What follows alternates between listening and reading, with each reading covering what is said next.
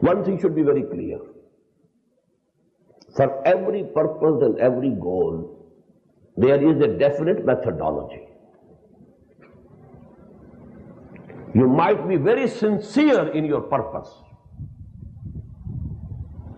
but if you have adopted a wrong methodology, you are bound to fail.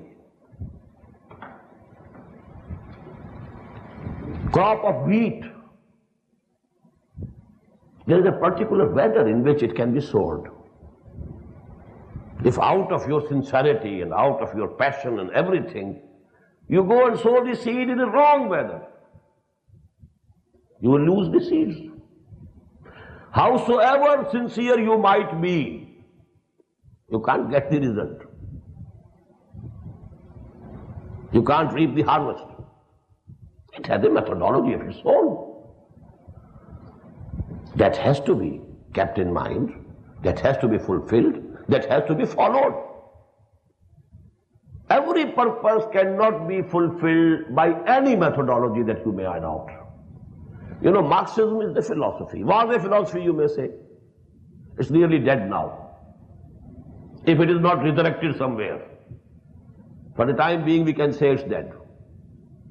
But it was a very living reality of this century. The Bolshevik Revolution of 1907. And you know, that event was governing the direction of the events of the whole century. It was so profound an event, the Bolshevik Revolution of Russia of 1917.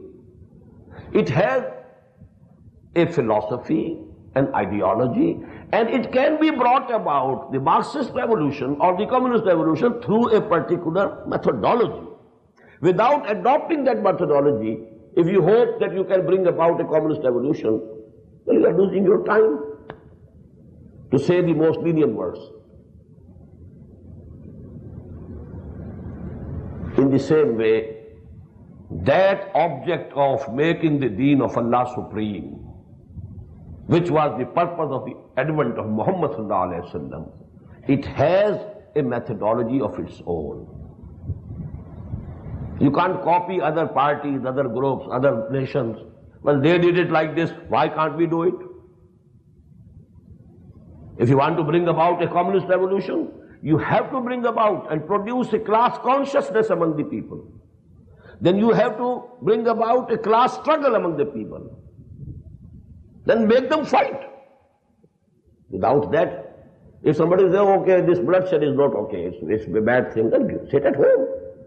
You can't hope for a communist revolution. In the same way, to establish the deen of Allah, it cannot be this cherished goal of ours. Howsoever sincere we might be, howsoever hard workers we might be, whatsoever sacrifices we might make in the cause, but we will not be able to succeed unless we adopt and take up the methodology of Muhammad sallallahu alaihi wasallam. That point should be 100% clear, and that is what is actually happening to most of the revivalist Islamic movements of today. I don't say they are not sincere. No. People, they are laying down their lives. Who can question their sincerity? In Algiers, in Egypt, that's how many, in Afghanistan. How many people?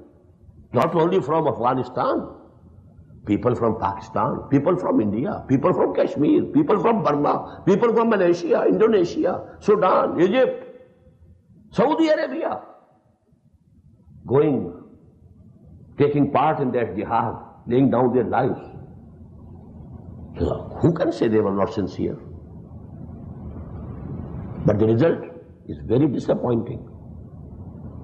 Why? The only answer is methodology was not correct.